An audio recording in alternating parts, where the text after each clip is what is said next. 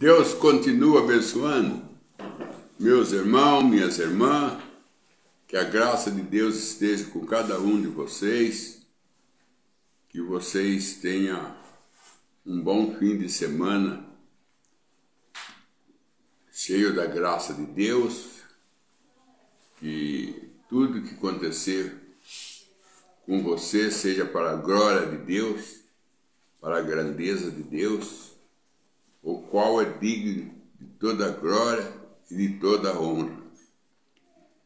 Nós sabemos que a nós não pertence nada a não ser dar glória a Deus, a não ser servir Deus. Porque Deus, Ele é digno de toda a nossa atenção, Deus é digno de ser louvado e de ser falado da sua grandeza e testemunhar os seus atos, os seus feitos que Ele faz entre nós. Se nós não fizer isso, há algo errado conosco. Porque o irmão Brando disse que não há nada de bom no homem. Tudo que é de bom, de maravilhoso, de grandeza, está no Senhor Salvador Jesus Cristo. A Ele pertence a glória. Então vamos dar para Ele a glória. Agora eu estou lendo aqui uma mensagem do irmão Brandon, e essa é uma das mensagens mais novas que saiu aqui dos crentes da Bíblia. O irmão Brandon, nessa mensagem, um testemunho maior, chama a mensagem, um testemunho maior. Ele fala assim: mas Deus tomou nada e fez algo com aquilo. Veja bem, irmão, presta bastante atenção agora nisso. Se você está fazendo alguma coisa, não deixa isso tomar atenção sua. Mas fica mais com isso aqui que eu estou dizendo. E o que eu estou dizendo é o que o irmão Brana está falando sobre Deus. Mas Deus tomou o nada e fez algo com aquilo. Ele tomou a terra sem forma e vazia, e Ele transforma ela num paraíso. Ele transforma ela num paraíso. Uma terra sem forma e vazia. E Deus dá forma para ela do jardim e enche ela de pássaros, animais e, por fim, Adão e Eva. E Ele tomou do nada. O que era a terra no princípio? É um pedaço do sol. Mombrana diz que a terra é um pedaço do sol. E ele diz que todos os planetas, todas as estrelas, são fagulha que Deus tirou do sol. O sol é responsável por ceder todos os planetas. Todos os planetas. O sol é um tipo de Jesus. Deus também moeu Jesus. Isaías 53 diz que Deus moeu Jesus e distribuiu a fagulha dele para cada um de nós. Cada um de nós tem uma fagulha de Jesus. Se não tivesse a fagulha de Jesus, nós estamos pobres. Porque Jesus é diamante. E uma fagulha de um diamante é uma riqueza. O irmão Brana diz que a vitrola, antigamente, quando era tocado aquele disco, quem fazia a voz sair do disco era uma pequenininha fagulha de um diamante. O diamante tirava a voz que estava gravada no disco, o diamante. E Jesus é a grande pedra de diamante que foi moída no Calvário para distribuir a sua fagulha a cada filho e a cada filha dele.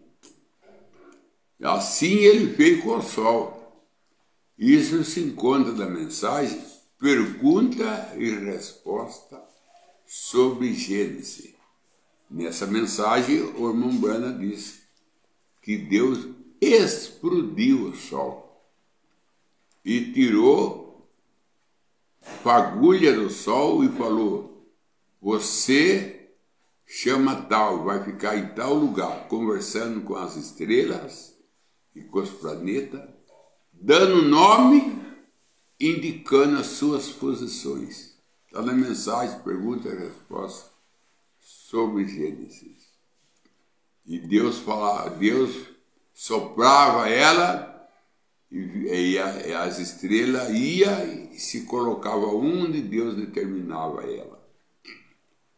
Ele fez só um planeta, só o Sol. Dele, ele fez tudo.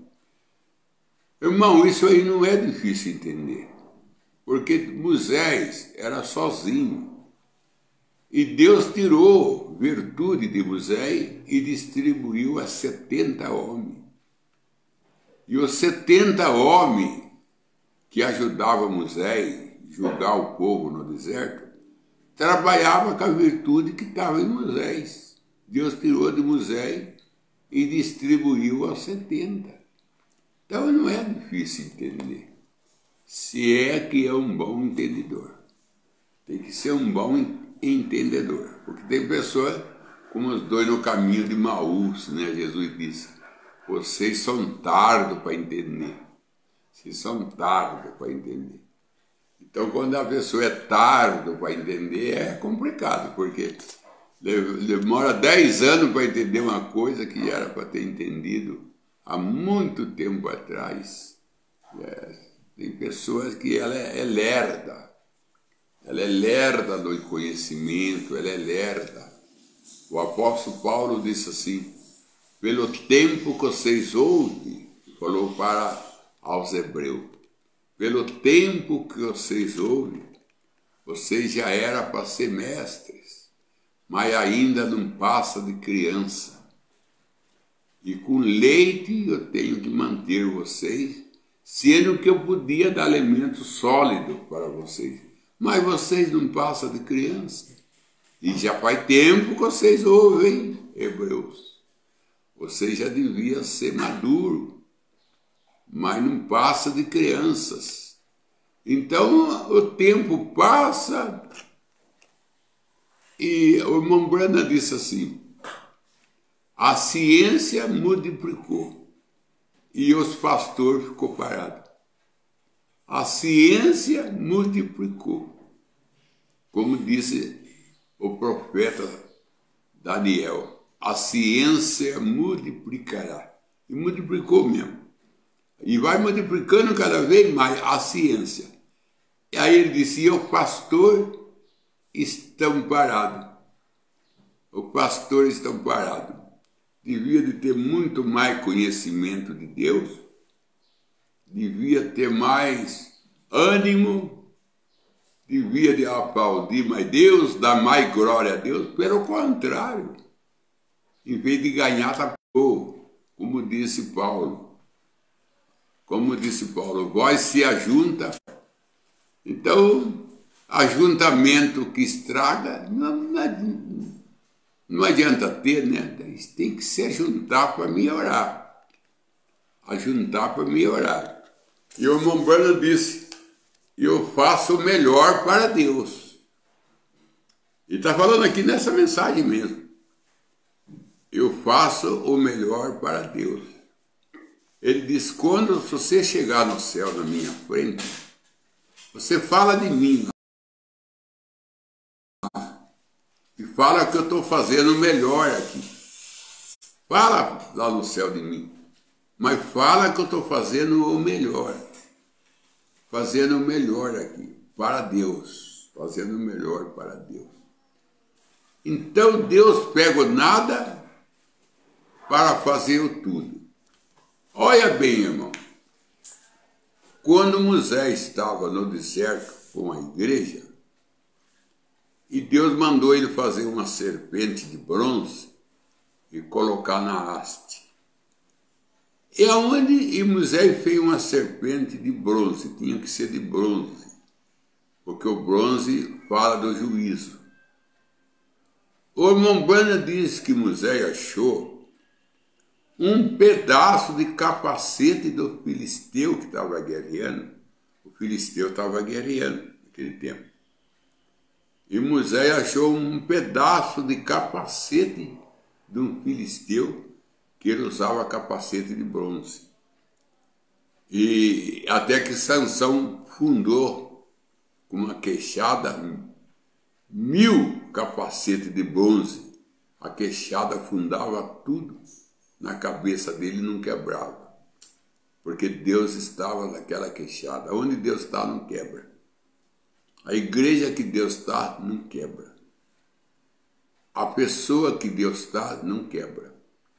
O casal que Deus está, não quebra. Não tem como quebrar. Como aquela queixada de Sansão, não quebrava. Olha que luta que ela teve e não quebrou, porque Deus estava nela.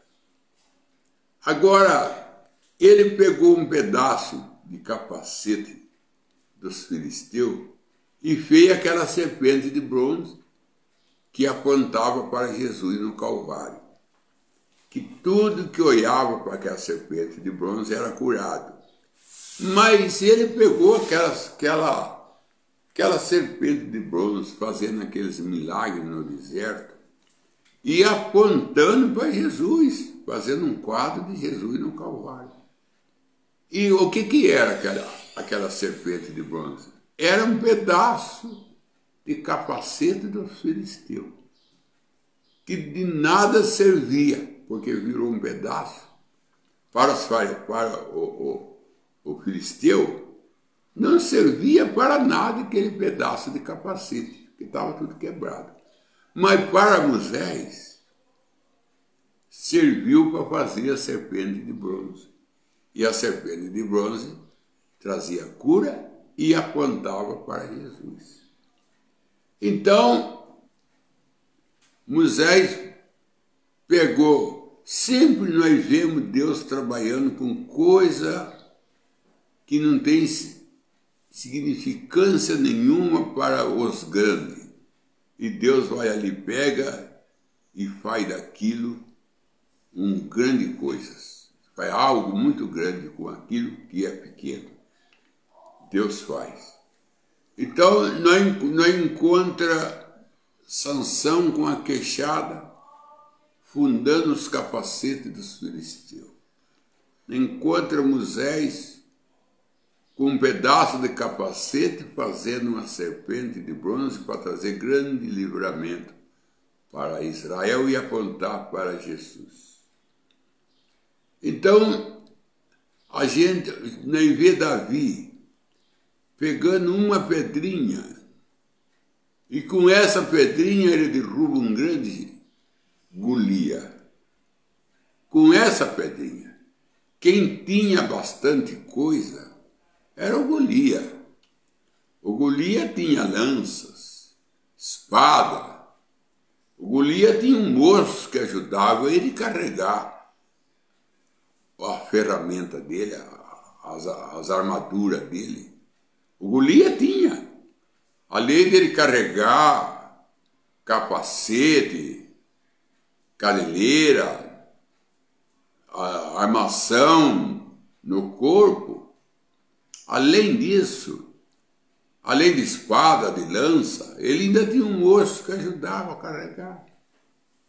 Davi não tinha ninguém para ajudar ele. Davi não tinha nem seu irmão que quis ajudar ele. Seu irmão quis mandar ele embora. Davi foi sozinho lutar contra o Golias. De pequena estatura, não tinha indicação de ninguém, não tinha apresentação de ninguém, porque quem é que apresentou ele ao Golias? Ô Golias, espera aí um momento, nós achamos um homem para enviar contra ti. Não apresentaram, não. Não, tiveram vergonha. Falaram, nós vai apresentar Davi, aí vai ficar envergonhado. Davi foi sozinho, Davi que se apresentou. Davi que se apresentou. Davi falou, eu venho para te derrubar. E hoje você vai ver o céu pela última vez, porque não vai ver mais. Foi Davi que se apresentou. Porque ninguém queria apresentar ele. Ninguém tinha coragem de apresentar ele. Porque olhava ele como um fracassado. Olhava ele como um derrotado. Quem é que tinha coragem de apresentar Davi aos filisteus? Quem é que tinha coragem de levantar e gritar? Nós estamos mandando um homem aí para lutar com Golias. Nós achemos o homem que vocês pedem. Vê se vocês falam isso. Tinha vergonha. Como os judeus teve vergonha de Jesus. O judeu teve vergonha de Jesus. Porque quando Pilato escreveu rei do judeu sobre a cabeça de Jesus, o sacerdote foi conversar com Pilato e falou assim, por que você colocou rei? Tira aquilo de lá. Aquilo envergonha nós. Falar que ele é rei nosso. O rei nosso é César. O rei nosso é César. César não era rei de Israel. César era rei dos romanos. Mas Deus que eles criam, falar que César era seu rei. Mas o que o homem faz, irmão? O que o homem faz quando o homem tem medo? Ali era medo, né? Medo, vergonha de falar que Jesus era seu rei. Mas Pilato escreveu, rei do judeu. E ele mandou Pilato tirar aquela escrita de cima da cabeça dele. E Pilato falou assim, o que eu escrevi está escrito. Pilato falou isso. O que eu escrevi está escrito. Agora, se Pilato não quis retirar o escrito dele, dizendo que eu escrevi está escrito, sendo ele um governante, pense bem em Deus. O que Deus escreveu também está escrito. Ninguém pode tirar. Ninguém pode tirar.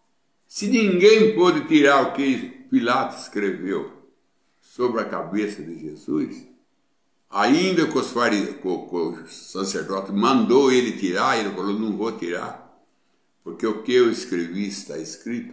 Pense bem em Deus. Pense bem em Deus. O que Deus escreveu está escrito.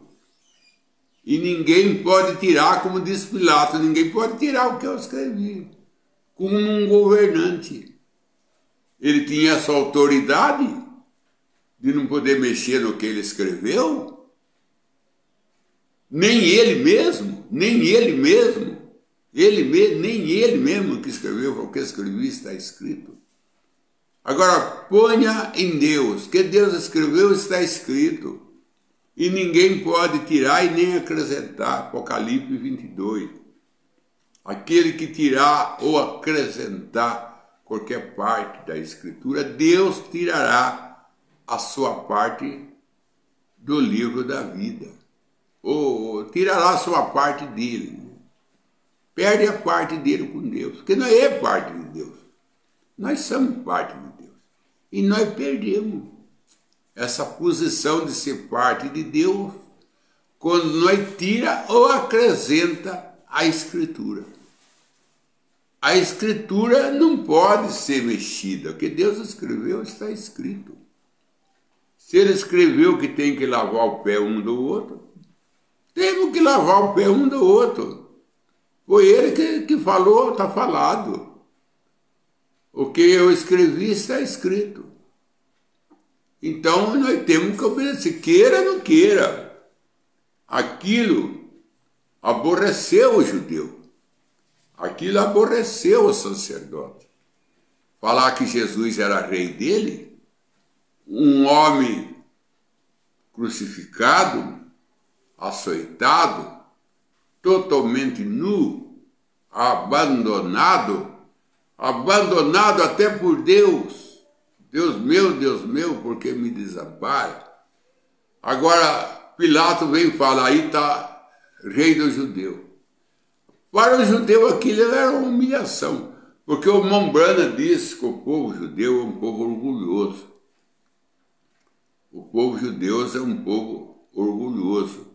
Eles nunca iam escrever na Bíblia que Davi cometeu adultério com Betseba. Eles nunca iam escrever. O judeu não ia escrever isso.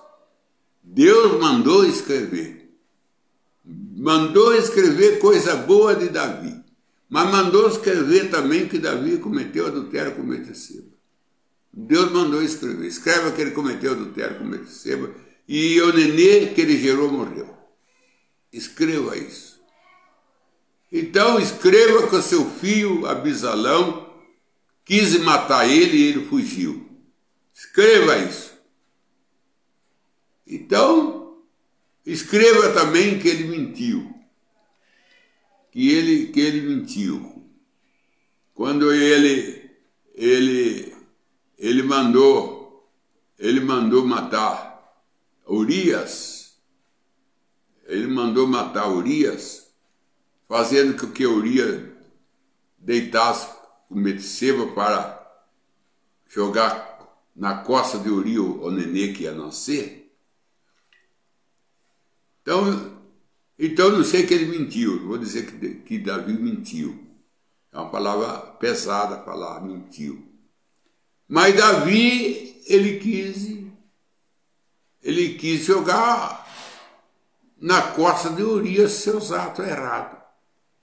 Ele quis jogar na costa de Urias seus atos errados. Ele fez o seu erro, depois queria jogar em cima de Urias. E aí veio o profeta, e o profeta falou para ele que ele estava em pecado. Que ninguém sabia, mas Deus sabia. E Deus mandou falar para ele que ele tinha 500 ovelhas e foi pegar a única de Urias. E ele ainda mandou, esse homem tem que morrer. Aí o profeta falou, esse homem é você. Você tem 500 esposas. E foi pegar a única que Urias tinha. Urias só tinha uma, que era Betseba.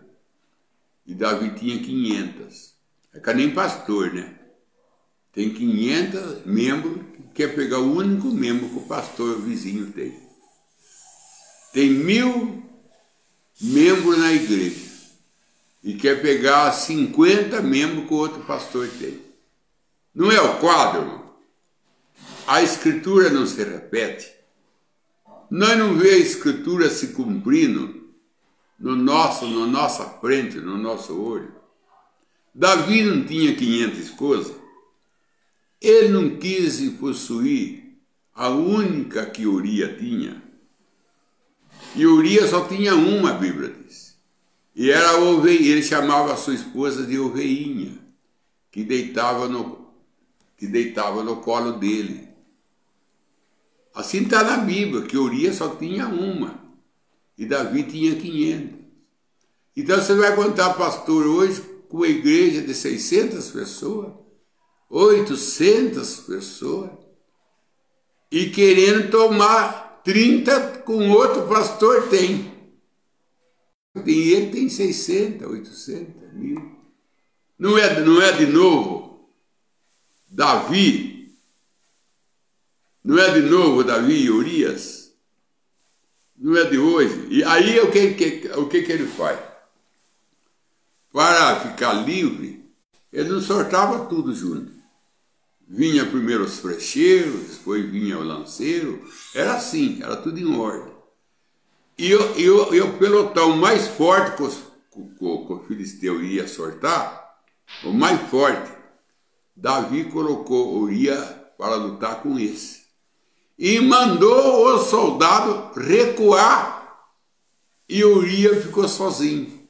Todo soldado recuou, que Joabe mandou ele recuar, e Urias ficou sozinho e morreu.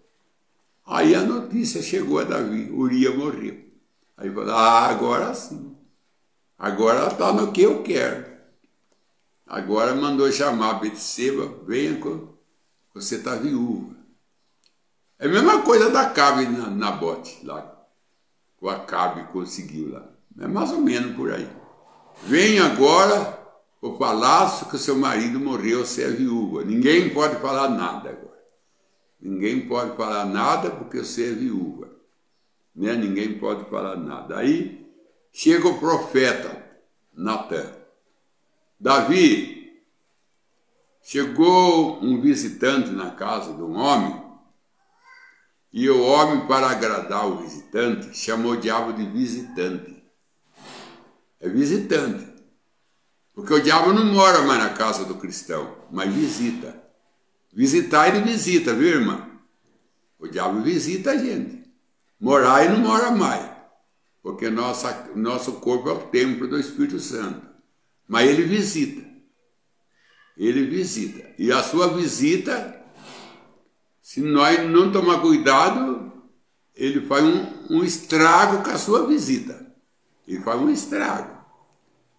Aí, Natan, eu creio que é Natan, falou para ele, Davi, um homem recebeu um visitante e quis agradar o visitante. O visitante é o diabo, quis agradar o diabo.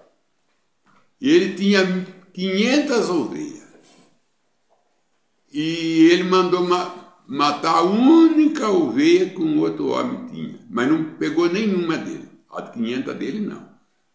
Mandou pegar a única ovelha que um outro homem tinha. Esse homem só tinha uma. E ele mandou pegar a única. Para oferecer, para agradar o visitante. Para agradar o diabo, né?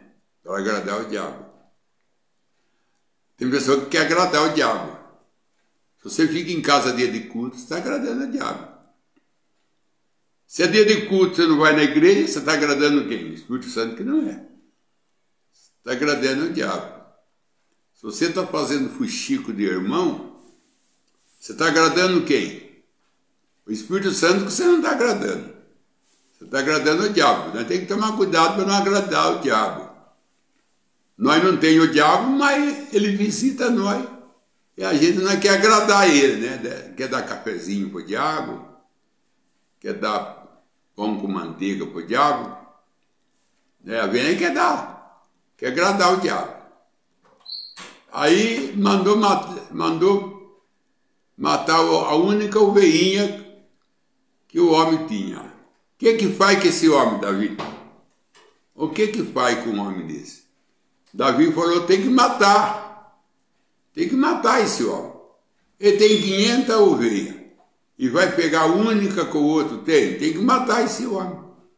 Esse homem é você. Davi, ele mesmo decretou a sua própria sentença. Porque quem decreta a sentença é nós mesmos. Nós mesmos decreta a nossa própria sentença. É nós mesmos. Jesus disse, pela tua palavra será justificado. Pela tua palavra será condenado, então é nós mesmos. Nós mesmos é que traz a sentença para nós mesmos. Nós mesmos condenamos nós mesmos. Com o que nós fala, com o que nós faz, com o lugar que nós faz, com as amizades que nós temos, com as companhias que nós anda, nós mesmos traz a sentença para nós mesmos. Aí Davi falou, tem que matar esse homem. Como é que é fácil, né, irmão? Como é que é fácil mandar matar os outros, né? Tem que matar esse homem. Tem que matar esse homem. Esse homem é o Davi. Eu?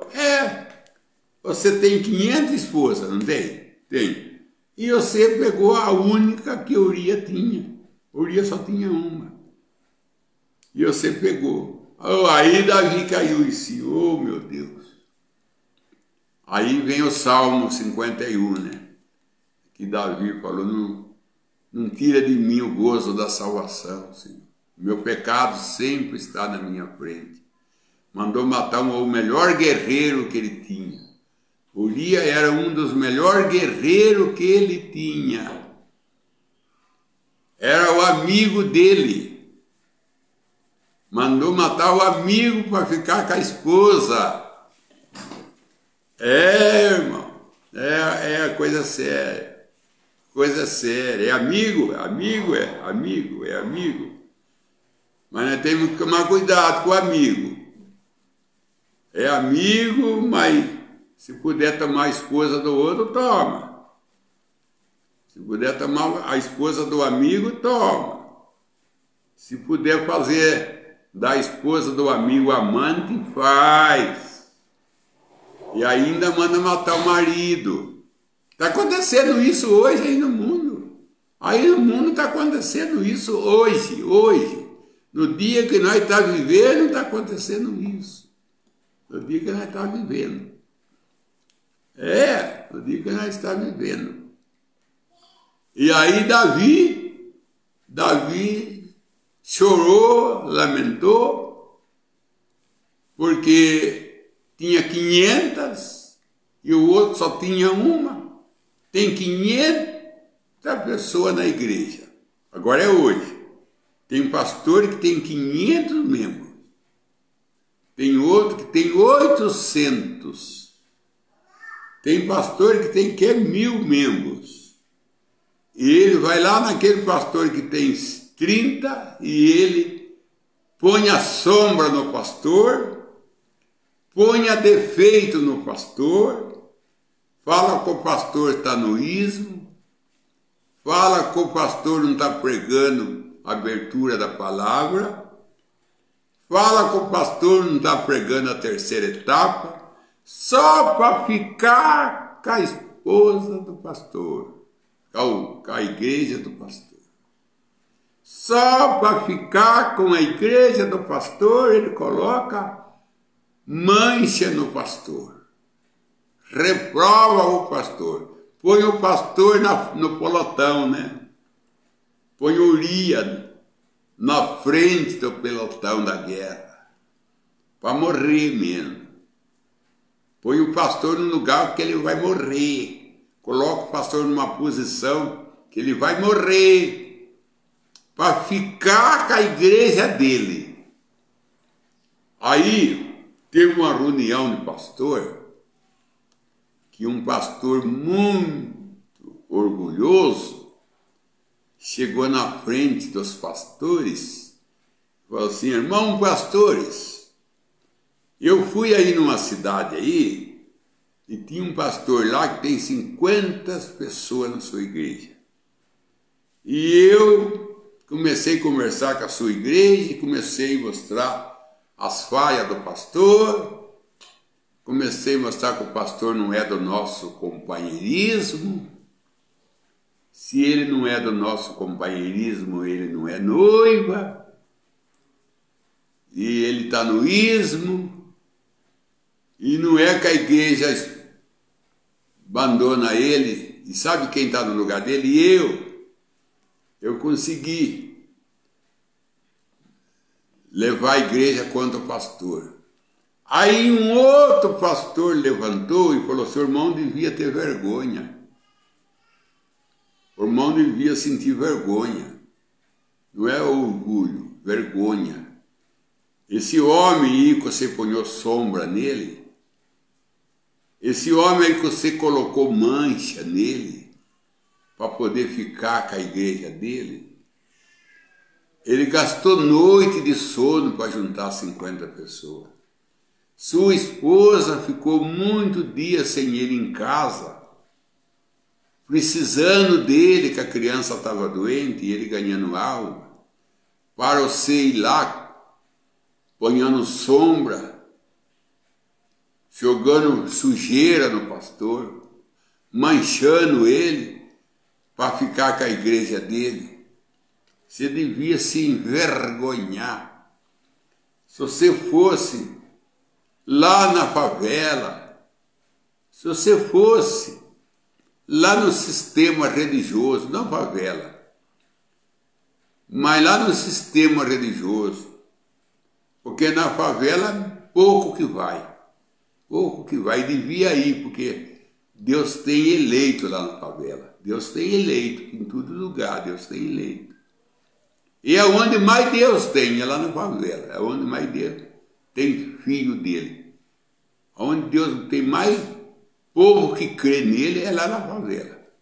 Maria Madalena era uma prostituta, o ladrão da direita. Ladrão da direita é ladrão, ganhou um paraíso. E Caifás, Anã e esses sacerdotes não ganhou vida eterna? Crucificaram Jesus. Porque quem crucificou Jesus foi o religioso. Não foi o ladrão, a prostituta que crucificou Jesus. Foi os religiosos. Os fariseus, os saduceus, os escribas, herodianos, sacerdotes. Foi essa turma aí de religioso que falou para Pilato, crucifica ele. E nós não queremos ele como nosso rei, não. Nós já tem César. Pilato falou assim, vocês vão crucificar o vosso rei? Eu falei, nós não tem rei, não. Nosso rei é César. Negou Jesus. Negaram Jesus como rei. E ele é o rei do rei. E Pilato disse que ele era rei. Mas ele não era rei. Ele era rei do rei. Ele é mais do que rei. Ele era rei do rei. Ele era rei do rei. Nós não quer não, nós tem César. Você fala, Pedro negou Jesus. Pedro negou, mas arrependeu. Pedro negou Jesus, mas se arrependeu. Mas os fariseus negou Jesus. Não arrependeram não. Até hoje, hein? Até hoje não se arrependeram. Por isso que eles vivem em guerra, guerra, guerra. Foram massacrados por Nero, depois foram massacrados por Hitler, Adolfo Hitler, da Alemanha, por Stalin, da Itália. Foram mais de 6 milhões de judeus, foi morto no extermínio, ali feito para eles, na Polônia.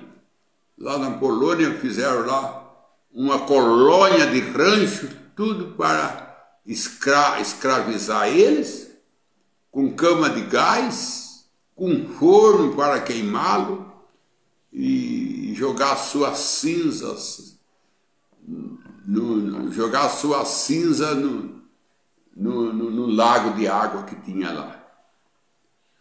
Quantos milhões de judeus não morreu na Segunda Guerra Mundial?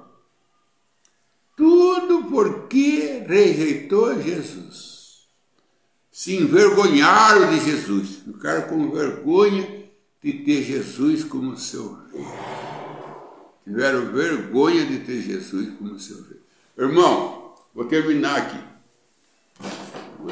aqui e vou dizer uma coisa. Tem pessoa que tem vergonha de pertencer à igreja pequena. Ele gosta de pertencer à igreja grande. Ele tem vergonha de pertencer a uma igreja com 30, 50 pessoas. Ele tem vergonha. Ele anda de uma cidade para o outro para ir numa igreja que tem 200, 300 pessoas, porque tem vergonha de pertencer a uma igreja pequena. Ele tem vergonha. Ele tem vergonha como Saul e Israel ficou com vergonha de Davi, pequenininho, lutar com Golias. Nem quiseram se unir com Davi, apoiar Davi e apresentar Davi aos filisteus. Tinha que apresentar Davi, sim, olha, vou apresentar o homem que vai lutar com Golias. Não apresentaram, não. Não apresentaram, não. Por que não apresentou? Por que não apoiaram Davi? O Golias tinha um rapaz que andava com ele levando as armas. Por que Davi não tinha ninguém?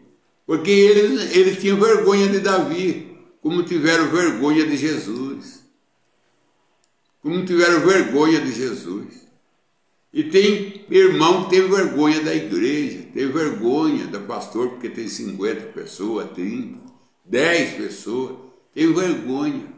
E é aquela igrejinha pequenininha, aquela que você tem vergonha dela, é ali que está Deus. Aquela que tem 1.800, às vezes, irmão, está cheio de espírito de adultério, caminhando por todo lado, fuxico, contendas, irmão contra irmão, e aquela igrejinha ali pequena, talvez você não dá nada para ela, mas é ela que está, dando glória a Deus, é ela que está agradando a Deus. É que nem a serpente de bronze, não era nada, era um pedaço de capacete dos filisteus, mas estava trazendo cura para Israel, E tem muitas coisas para nós caminhar, para nós falar, mas o tempo não dá. Aqui nessa mensagem aqui, ele está falando aqui assim que Deus faz, simplesmente tomam nada para fazer algo.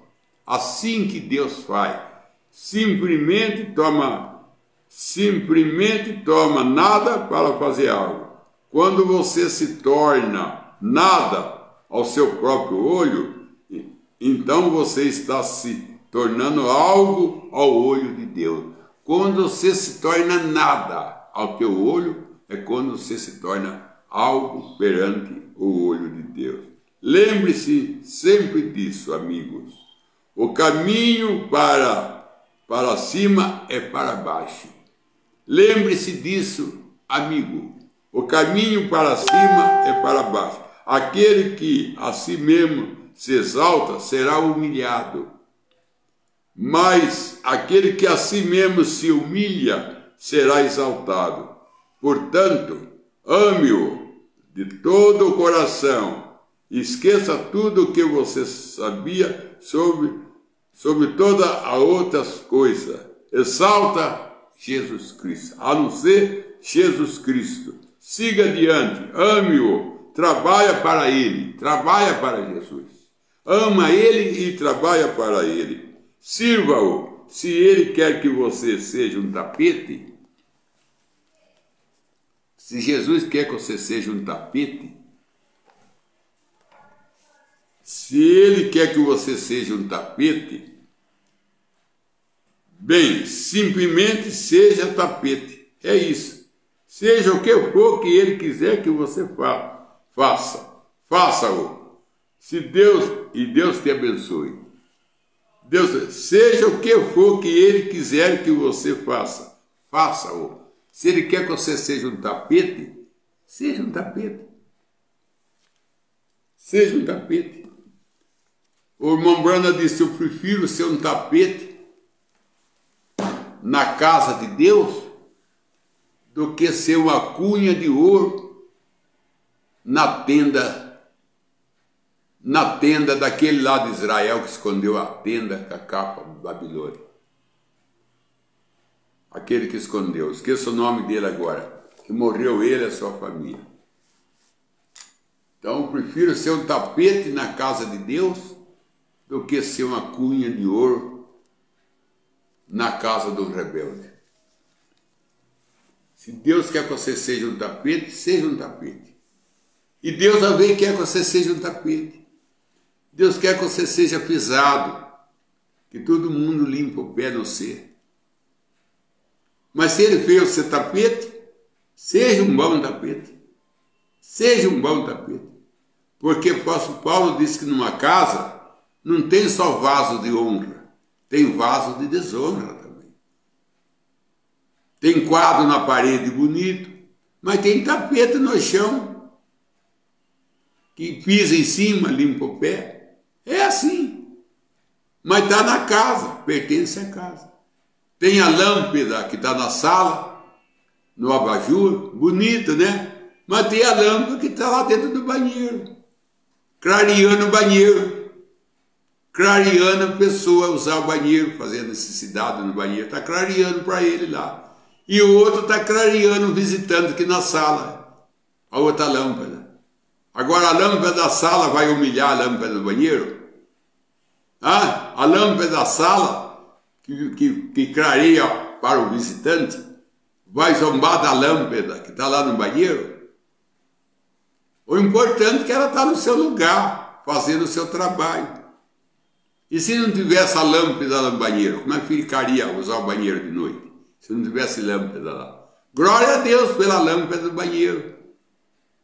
E se Deus fez ser lâmpada do banheiro? Glória a Deus por ser lâmpada. Glória a Deus. É melhor ser um tapete na casa de Deus do que ser uma cunha de ouro na casa do ladrão. É melhor.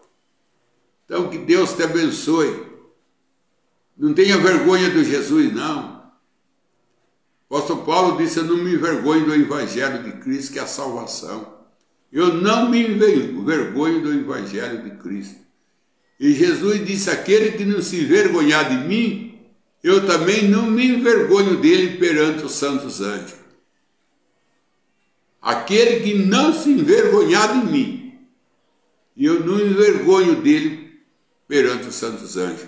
E os judeus, todos eles ficaram com vergonha de Jesus. A não ser meretriz, ladrão, esse não. Mas os religiosos, todos ficaram com vergonha de falar que Jesus era o rei dele.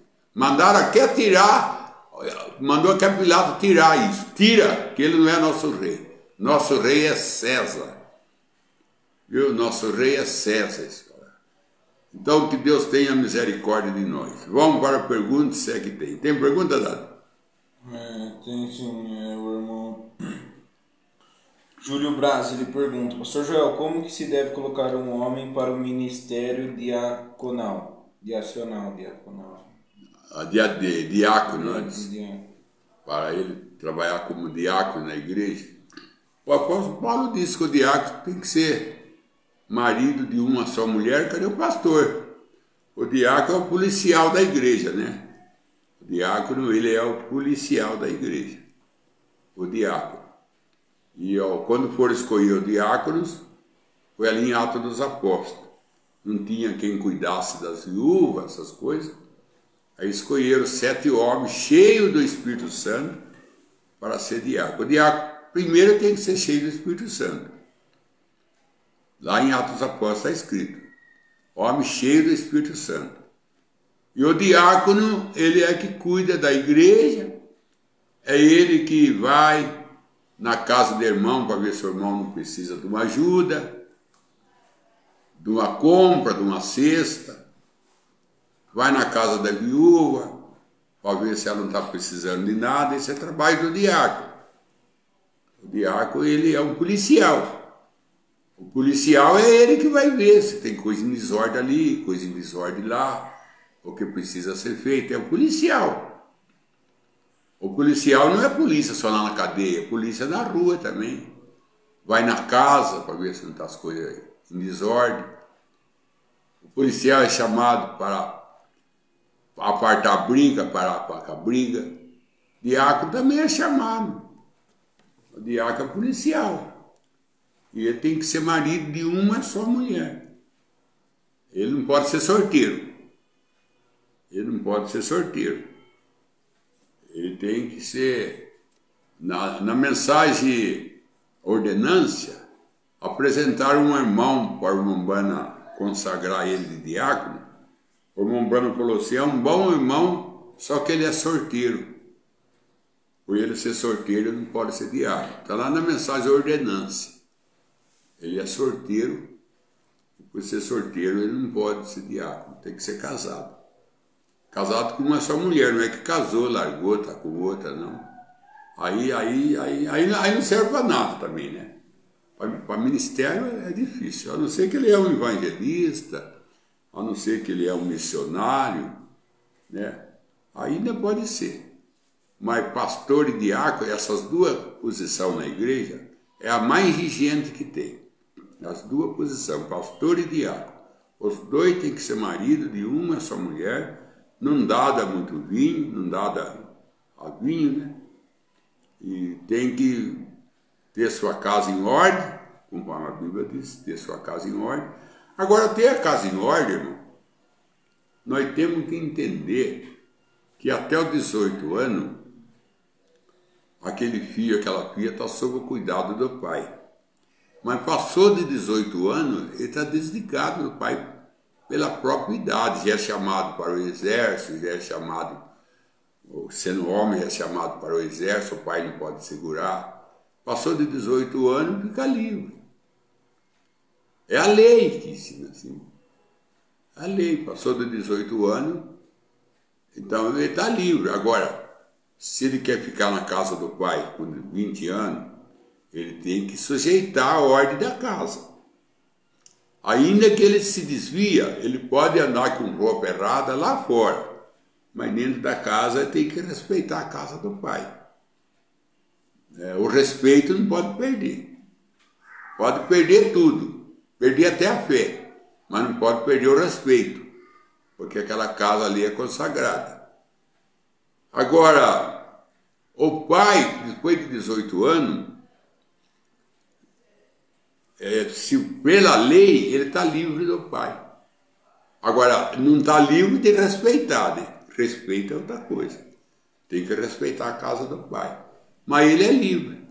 Se ele não quiser mais na igreja, se ele não quiser seguir mais, ele tem mais de 18 anos. Aí que entra o problema, porque tem pastor que acha que o filho tem 30 anos, 40 anos, 50 anos, é casado, tem seu lar, e é obrigado ainda a ficar sujeito ao pai, o pai ser pastor diácono. Não, ele já saiu da liderança do pai. Pela idade já saiu. Ele já saiu até uma idade, ele está sujeito ao pai. Mas passou daquela idade, ele está livre. Mas tem irmão que não entende assim. Tem irmão que não entende assim. O irmão Brana, ele falou para o Billy Paul: Billy Paul, agora você tem 18 anos. Tá vendo, irmão? Tá vendo? Agora você tem 18 anos. Agora, se você está bebendo cerveja, eu vi você chegar fora de hora, você chegou, você tomou cerveja, né? Tomei, pai. Então você não pode mais ficar em casa, porque você já tem 18 anos. Se não tem 18 anos, o pai também não pode expulsar. O pai tem que tolerar, suportar. Porque até 18 anos ele está sob o cuidado do pai. Passou de 18 anos, ele está livre. Ele está livre. Porque, irmão, tem muito irmão, se vivesse no tempo de Jó, ele ia escandalizar com Jó. Porque a família de Jó ninguém seguia. A família de Jó, o irmão Brana dizia que a família de Jó era tudo bagunceiro. Tudo bagunceiro, tudo festeiro. Só fazia festa. Família de Jó. E foi salvo. Foi salvo, a família de Jó foi toda salva. Jó oferecia sacrifício às 3 horas da manhã por ele. Você está entendendo como é que é as coisas sérias? E o irmão Brana disse que a família de Jó foi salva. E a família de Enoque. Enoque foi arrebatado sozinho, nem a esposa foi com ele. Enoque tinha esposa, tinha filho, tinha nora, e todos ficaram. Só foi Enoque arrebatado e a família ficou. Como é que nós faz? Como é que nós faz com a família de Jacó? Uma filha de Ná violada por um ímpio. Um filho, o filho dele, o Rúben mais velho, possuiu a madrasta em cima da cama do pai. Essa era a família de Jacó. E foi que Deus escolheu para formar Israel. E lá no céu, Deus escolhe 144 mil, é escolhido da família de Jacó, para ser inuco no templo. E olha, a família de Jacó, que era uma família bem atrapalhada, viu? Olha, irmão odiava o irmão vendeu o irmão, mentiu ao pai que o irmão tinha sido comido com um animal. Era mentira aquilo. Embrulharam a veste do menino rasgado no sangue de cabrito, era mentira também. Essa era a família de Jacó. E a família que Deus escolheu para trazer Jesus. Foi a família que Jesus nasceu no meio dela. Como é que você faz, irmão? Como é que você faz? Por isso que o legalista não entra no céu. Só entra no céu aquele que é da graça. Jesus tirou a lei do Calvário e ponhou a graça. Porque a lei não funciona. A lei não manda ninguém para o céu. A lei não. Quem manda para o céu é a graça. A lei não manda ninguém para o céu. Só a graça. Outra pergunta? O irmão Oliveira Marcelo agora, ele pergunta: qual a diferença entre tempo dos gentios e plenitude dos gentios? Obrigado, pastor Joel, e que Deus te abençoe. A plenitude do gentio é a era da igreja. Quando terminar a era da igreja, a noiva for arrebatada, ali é a plenitude do gentio. Agora, o tempo do gentio, ele se estende. O tempo do gentio, ele ainda vai embora, até no milênio ainda está no tempo. O tempo não acaba. O tempo só acaba quando Jesus batizar a terra com fogo e entrar a eternidade. Aí acaba o tempo. Ainda tem tempo de guerra, tem o tempo do julgamento. É tudo tempo. É tudo tempo. E o tempo do gentio, ele se estende, ele vai embora até para lá do milênio, o tempo. Né? Agora, a plenitude do gentio, ela acaba no arrebatamento. A plenitude do gentio. Agora, o tempo do gentio prolonga o tempo do gentio. Agora, nós temos também que entender que tem tempo da lei. Lá em Gálatas fala assim: vindo a plenitude do tempo, Deus mandou Jesus. Vindo a plenitude do tempo. Não é a plenitude do gentio. Vindo a plenitude do tempo, Deus mandou Jesus. Agora, vindo a plenitude do gentio, Deus manda Jesus de novo. Jesus só veio em plenitude. Plenitude do tempo, ele veio. Mas era a plenitude da lei. Tempo da lei. A lei terminou. O tempo da lei terminou. Agora, o tempo do gentio é outra coisa. Então, tem tempo para tudo. Tem tempo do gentio, tempo da lei, tempo do judeu. Tem tempo para tudo. Então, o tempo não é só por uma coisa. A pessoa fala assim: o tempo acabou. Mas o tempo do quê? O tempo do que acabou? Tem bastante tempo. Ou qual é que é o tempo que acabou? Tem bastante tempo. O tempo do cordeiro, ser cordeiro acabou? Virou leão? Não virou ainda.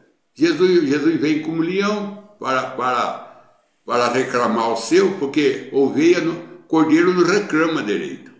Quem reclama é leão. Leão que reclama o território. Jesus deixa de ser cordeiro e passa a ser leão para vir buscar a noiva. Ele tem porque tem que reclamar o seu território. E cordeiro não reclama. Então ele ainda é cordeiro, porque ainda não veio reclamar o seu. Ele já veio reclamar nós, levar nós para cima? Não veio. Ele está como cordeiro intercedendo.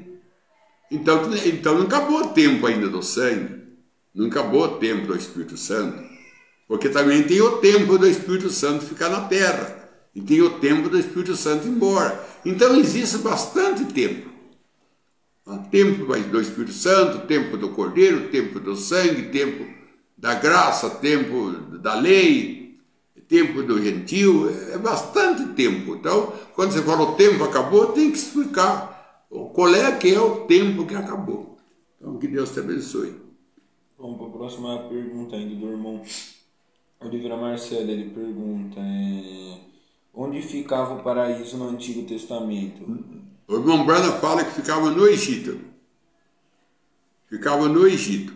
Porque foi lá que foi feita, Enoque fez a pirâmide. E a pirâmide aponta para...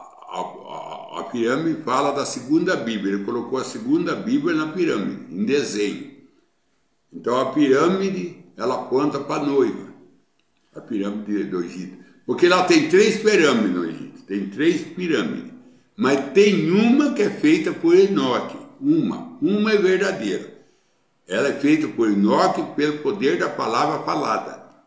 E o dilúvio não derrubou ela. O dilúvio não derrubou a pirâmide. Como não derrubou a arca de Noé, ele não derrubou a pirâmide. Porque a arca de Noé foi feita por Noé. E a pirâmide foi feita por Enoque. Então o dilúvio não derrubou essas duas coisas. Nem a arca e nem a pirâmide. A obra de Noé e a obra de Enoque. A pirâmide. E tem mais pirâmide no Egito, mas aquilo lá foi o faraó que fez. Imitando a de Enoque. Mas tem uma que é verdadeira, é a original. Essa é feita por Enoque. Então o que é mesmo, como o Marcelo fala? O Egito, né? Então o jardim era lá no Egito. Porque o irmão vê, por que Deus manda a semente de Abraão ficar no Egito? Por que Deus não mandou ficar entre o Filisteu, a Síria, o Amonita, o Moabita? O Moabita era filho de Ló. Deus podia mandar a semente de Abraão lá como Moabita, ficar lá. Mas mandou ficar lá no Egito, porque era no Egito que era o paraíso. E quando Jesus foi perseguido, também por Herodes, Deus mandou ele ir para o Egito. Ele ficou no Egito até que Herodes morresse. Quando Herodes morreu, ele voltou para morar em Nazaré. Tanto Israel como Jesus, Deus mandou para o Egito. Quando ele fez a pirâmide, ele fez no Egito. O Enoque fez no Egito. Porque Enoque morava ali. Então ele fez a pirâmide ali. Então o irmão Brando disse que o Jardim do Éden era no Egito.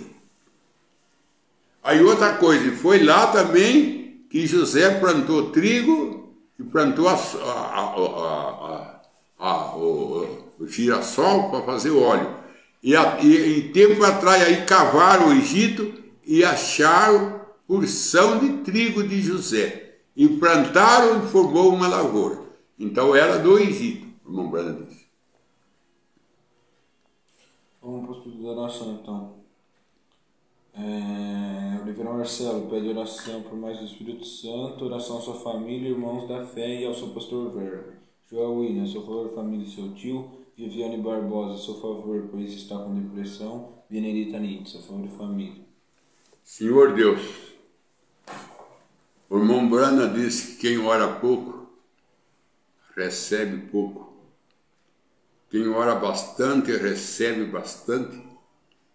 E quem não ora nada, não recebe nada. Então, tudo que recebemos é através de oração. Se nós orar bastante, nós recebemos bastante. Então, nós vamos orar, Pai, pedindo para que o Senhor nos abençoe. Dá para nós um bom fim de semana. Quando a igreja abrir a porta amanhã para cultuar o Senhor esteja conosco. E o Senhor leva teus filhos aonde ele estiver. O Senhor move o coração dele e derrama amor como derramou no coração da rainha do Egito para ela poder acolher Moisés. Antes de ela acolher Moisés, ela tinha que ter amor para acolher Moisés. Coloca amor no coração dos irmãos, para que eles possam ir na igreja te adorar, agradecer o que o Senhor tem feito, e pedir para o Senhor uma semana de vitória, agradecendo e pedindo, agradecendo o que o Senhor fez e pedindo pelo que o Senhor vai fazer. Porque São Tiago diz, se não recebe, porque não pede. Então, o Senhor diz que se nós bater, abre. Se nós pedir, nós recebe. Se nós buscar, nós encontra. Então, ajuda nós buscar para encontrar, ajuda nós bater para abrir-se a porta do céu para nós, a janela do céu. Ajuda nós pedir para receber, nós estamos pedindo o Espírito Santo, pedindo o batismo do Espírito Santo na nossa vida, pedindo a tua presença entre nós, pedindo que o Senhor converte as almas, que o Senhor Aquele que estão caídos, que o Senhor levante. Aquele que estão desviados, que o Senhor traga de volta para o caminho. Que o Senhor busca teu Elias, que estão na gruta. Que o Senhor busca o Adão, que está atrás da árvore. Que o Senhor busca o Eliseu, que está atrás do sarado, arando terra. Oh Deus, busca o seu Amó, que está atrás da boiada.